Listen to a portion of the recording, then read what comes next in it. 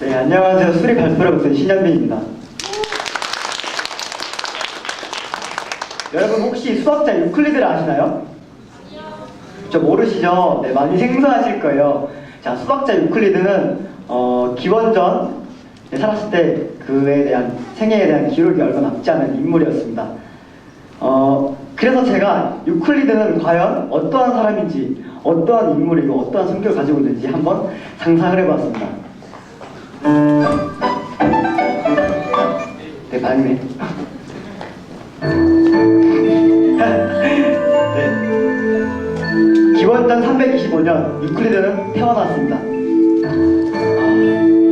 그가 살았을 때 가난했었고 유클리드를 알아봐준 사람도 없었습니다. 평소 그는 학교에 뛰어나 수업 있으면 몰래 쳐다봐 수업을 염탐하고 있습니다. 그렇게 어김없이 유클리드는 근처 학교에 있는 수학 수업을 염탐하고 있는 도중 수학쌤이 그를 발견하시고 유클리드를 불렀습니다. 교실에 앉혀 유클리드에게 문제를 풀어보라고 시켰습니다. 그리고 유클리드는 말도 안 되는 공식으로 그 수학 문제를 풀어버렸습니다.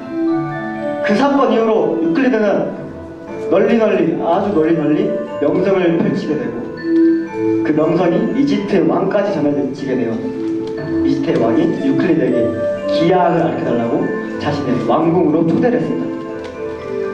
그렇게 이집트 왕에게 기하학을 알려주고 있는 도중 이집트 왕이 이렇게 물어봤습니다. 유클리드, 난 당신의 설명이 이해가 안 돼요. 좀 더 쉽게 설명할 수 없겠어? 왕이시여, 기하학을 배우는 데 있어서 왕도는 없습니다.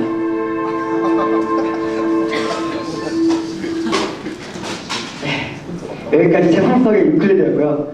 여러분이 흔히 들리시는 왕도의 유래가 바로 여기서 나왔습니다. 자, 그럼 지금부터 생애 얼마 남지 않은 유클리드의 기록을 발표하도록 하겠습니다. 기원전 325년경 동쪽 끝에 있는 큰 도시인 티레, 현재는 레바논 땅입니다. 거기서 태어났습니다. 그는 디마스쿠스, 현재 시리아 땅에서 얼마 동안을 지낸 후 그리스의 수도인 아테네로 이주했습니다.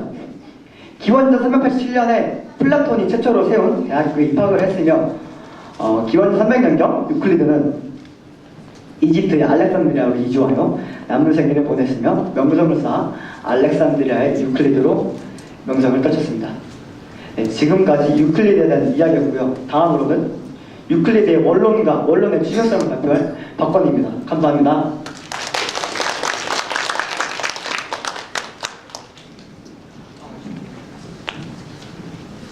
네, 안녕하세요. 유클리드와 유클리드의 업적, 원론에 대해서 발표할 박건휘입니다. 네, 유클리드는 앞서 말씀드렸다시피 고대 수학자입니다. 수많은 업적을 남기기도 했는데요. 그 업적이 얼마나 많냐면 저희가 농담으로 타임머신을 타고 돌아가 유클리드만 암살해도 이 수학은 세상에서 사라질 것이라는 말을 할 정도로 수많은 업적을 남겼습니다.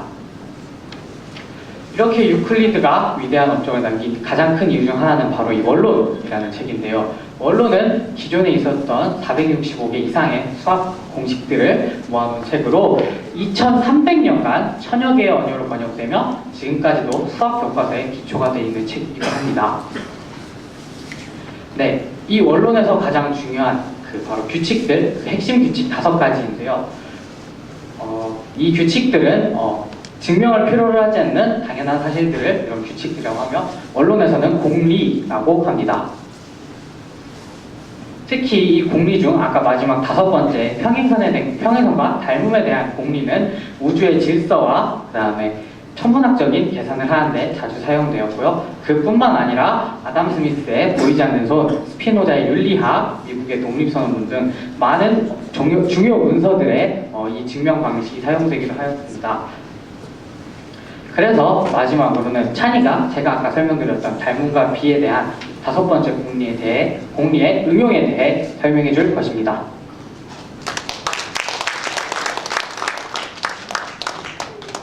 안녕하세요. 유클리드의 원리로 문제를 풀어볼 조찬이라고 합니다. 먼저 첫 번째 문제를 풀어보도록 할 텐데요. 여러분들이 많이 아시는 비례식에 관한 문제입니다. 비례식은 식이 비례한다는 뜻에서 비례식이라고 불리우고 있는데요. 그럼 문제를 풀어볼까요? 다음 안에 알맞은 수를 더 넣어라. 이 비례식 문제는 서로 2를 나누어준다고 생각하시면 쉽게 푸실 수 있어요. 그래서 여러분 2 곱하기 2는 4가 돼서 2가 들어가고, 여러분 2 곱하기 몇을 하면 10이 될 수 있을까요? 저기 써져 있는 것처럼 5를 넣으면 10이 될 수 있겠죠? 여러분 여기서 알아야 될 점은 비례식은 나눗셈으로밖에 계산을 할 수 없다는 점을 여러분은 알고 이 문제의 핵심이 될 수 있을 것 같습니다. 그 다음 두 번째 문제를 풀어보도록 할 텐데요. 다음 각각의 두 도형이 닮은 도형일지 말하여라. 이 문제를 풀기 전에 전 여러분에게 닮음의 뜻에 대해 설명드리겠습니다. 닮음이란 각이 같고 서로 확대하거나 축소했을 때 모양이 변하지 않는 것을 닮음이라고 합니다. 자, 이제 여러분들에게 도형들을 보여드리도록 하겠습니다. 먼저 두 정사각형입니다. 그 다음 두 직사각형이고, 그 다음 두 원입니다. 그 다음 두 이등변 삼각형인데요. 자, 그럼 여기에서 문제가 시작되는데, 여기에서 닮음의 도형은 무엇일까요?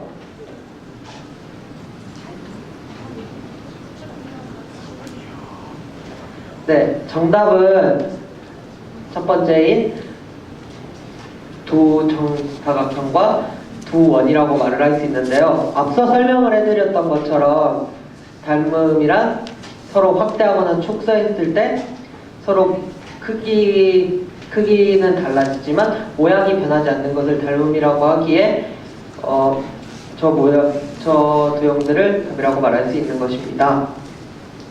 제가 준비한 문제는 여기까지입니다. 다음은 진서영이 유클리드의 원리로 더욱 심화된 문제를 풀어본다고 합니다.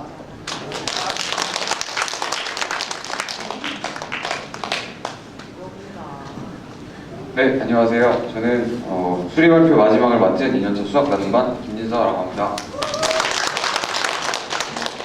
저는 이제부터 앞서 발표했던 찬이에 이어 역시 닮은 비를 이용해 풀 수 있는, 그리고 조금 더 심화된 마지막 문제를 준비했습니다.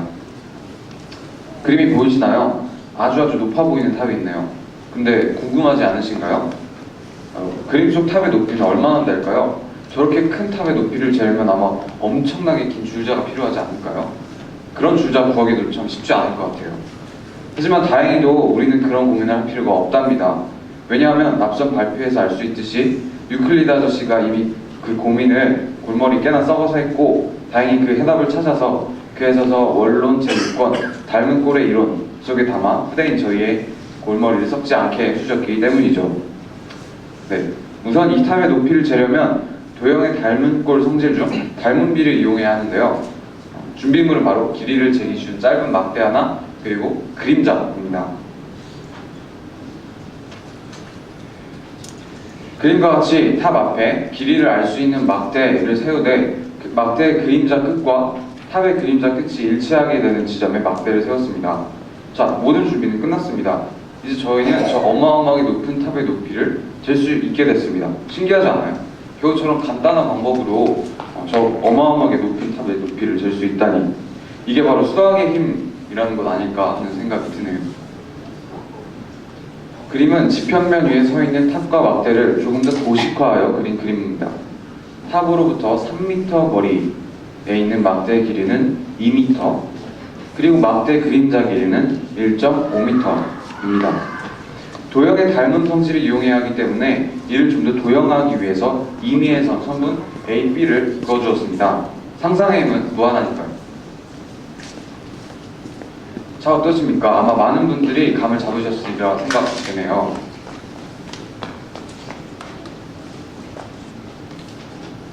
네. 그렇습니다. 참 쉽죠? 삼각형 ABC와 삼각형 DB는 삼각형의 닮은 조건 중 두 각의 크기가 같은 AA 닮음인 관계입니다. 이제 다 푼 것이나 마찬가지죠.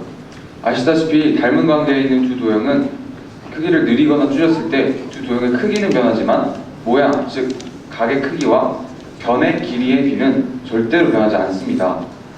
따라서 선분 B2 대 선분 D2는 선분 BC 대 선분 AC임을 알 수 있죠.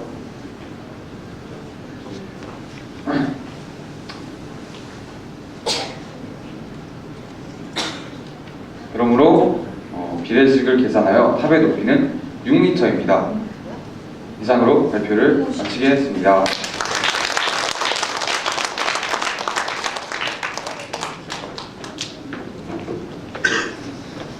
네, 지금까지 자립반과 나눔반의 수학 발표를 들어주신 여러분, 감사합니다.